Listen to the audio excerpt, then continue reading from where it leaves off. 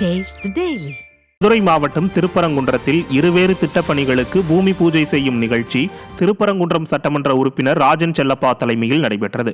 திருப்பரங்குன்றம் தொகுதிக்குட்பட்ட சூரக்குளம் கிராமத்தில் நெல் களம் மற்றும் நாடக மேடை அமைக்க வேண்டுமென நீண்ட நாள் கோரிக்கையாக இருந்த நிலையில் அதிமுக சட்டமன்ற உறுப்பினர் ராஜன் செல்லப்பா பூமி பூஜையில் பங்கேற்று பணிகளை தொடக்கி வைத்தார். அதன் பின்னர் செய்தியாளர்களை சந்தித்து பேசுகையில் அதிமுக போர்க்களத்திற்கு தயாராகிவிட்டது, 2026 தேர்தலில் கூட்டணியுடன் வென்று பொதுச் செயலாளர் எடப்பாடி கே பழனிசாமி ஆட்சி அமைப்பார் என்றும் தெரிவித்தார். இந்த நிகழ்ச்சியில் கட்சி நிர்வாகிகள் ஏராளமானோர் கலந்து கொண்டனர். குறைகளை சுட்டி காமிக்கணும், அது குறைகளெல்லாம் சுட்டி காண்பித்து மிகப்பெரிய மக்கள் வரவேற்கக்கூடிய அளவுக்கு சுட்டி காண்பித்துக் கொண்டிருக்கிறார். எங்கள் எடப்பாடியார் என்ன நிலை எடுத்தாலும் சரி, என்ன கூட்டணி எடுத்தாலும் சரி, மிக சரியானதாக 2026 தேர்தலில் அதிமுக தலைமையிலான கூட்டணியை மிகச் சிறப்பாக அமைப்பார்.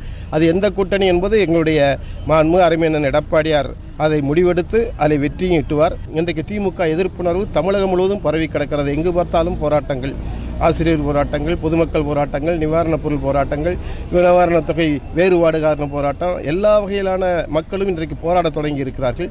அந்த வகையில் இன்றைக்கு இந்த டங்ஸ்டன் பிரச்சனையை மத்திய அரசுக்கு எடுத்துச் செல்கிற வாய்ப்பை அதிமுக முன்னணியிலே நின்று எடுத்துச் சென்றிருக்கிறது.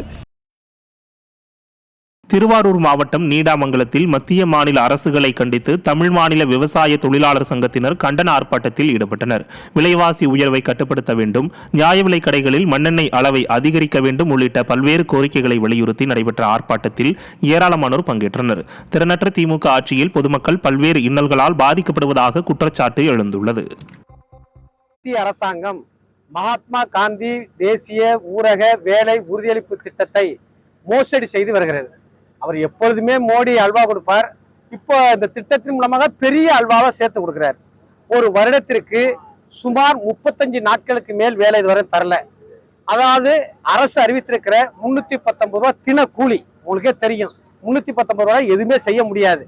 ஆனால் 319 ரூபாய் மத்திய அரசு அறிவித்தும் மாநில அரசு 200 ரூபா, 150 ரூபா, 250 ரூபாய்க்கு மேல கொடுக்கல. நம்ம ஸ்டாலின், நாங்க நம்பியிருக்கிற ஸ்டாலின், மரியாதைக்குரிய ஸ்டாலின், மாண்புமிகு முதல்வர், இவர் பெரிய அல்வாவை கொடுத்துக்கிட்டு இருக்கிறார். திண்டுக்கல்லில் லாரி மீது அரசு பேருந்து மோதிய விபத்தில் ஒருவர் காயமடைந்தார். திண்டுக்கல்லிலிருந்து திருச்சிக்கு 16 பயணிகளுடன் சென்ற அரசு பேருந்து ஒன்று அய்யலூர் மேம்பாலம் அருகே சென்றபோது முன்னால் சென்ற லாரி மீது மோதி விபத்துக்குள்ளானது. இந்த விபத்தில் அரசு பேருந்து ஓட்டுநர் சவுந்தரபாண்டியன் என்பவர் காயமடைந்த நிலையில் சிகிச்சைக்காக திண்டுக்கல் அரசு மருத்துவமனையில் அனுமதிக்கப்பட்டார்.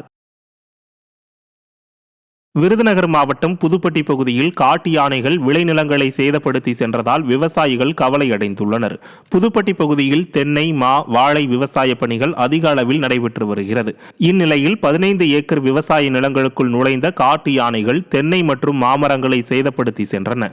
காட்டு யானைகள் விளைநிலங்களில் புகுந்து சேதப்படுத்தும் நிகழ்வுகள் தொடர்கதையாகி வரும் நிலையில் இது குறித்து புகார் அளித்தும் வனத்துறையினர் கண்டுகொள்ளாமல் இருப்பதாக விவசாயிகள் வேதனை தெரிவிக்கின்றனர். விருதுநகர் மாவட்டம் ஸ்ரீவில்லிபுத்தூர் பகுதியில் பெய்த தொடர் மழை காரணமாக கண்மாயில் நீர் பெருக்கெடுத்து ஓடுவதால் அப்பகுதி மக்கள் பாதிப்புக்குள்ளாகியுள்ளனர். அத்திக்குளம் கோவிந்த நகரில் வசித்து வரும் 150க்கும் மேற்பட்ட குடும்பத்தினர் அத்தியாவசிய பொருட்கள் வாங்க கடைகளுக்கு செல்ல முடியாமல் தவித்து வருகின்றனர். பள்ளிக்கு செல்லும் மாணவர்களும் பொதுமக்களும் ஆபத்தான முறையில் கரையை கடந்து செல்கின்றனர். இது தொடர்பாக முதல்வர் தனிப்பிரிவுக்கு பல முறை மனு அளித்தும் அரசு அதிகாரிகள் இதுவரை நடவடிக்கை எடுக்கவில்லை என பொதுமக்கள் குற்றம் சாட்டியுள்ளனர். கால்வாயை சீரமைத்து புதிய பாலம் கட்டித்தர வேண்டும் என நிர்வாகத்திறனற்ற திமுக அரசுக்கு பொதுமக்கள் வலியுறுத்தியுள்ளனர். கம்மா எல்லாம் பெருகி, இந்த கனத்த மழையினால கம்மா பெருகி தொடர்ந்து தண்ணி ஓடையில் வந்துக்கிட்டு இருக்கு. சரியான ஓடை ஆக்கிரமிப்பு ஆகாத காரணத்தினாலையும், உள்ளே ரொம்ப அடைச்சி கிடக்கிற காரணத்தினாலையும் சரியான தண்ணி வெளியேறாமல் மக்கள் ரொம்ப அவதிப்படுறாங்க. பக்கத்தில் இருக்க அருந்ததியர் குடியிருப்பு கோவிந்த நகர், அது ஆள் உள்ளே வெளியே வரவும்